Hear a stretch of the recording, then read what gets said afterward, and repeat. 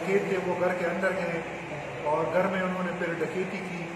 لاکھوں روپوں کی ڈکیتی کی، جس میں نقد سونا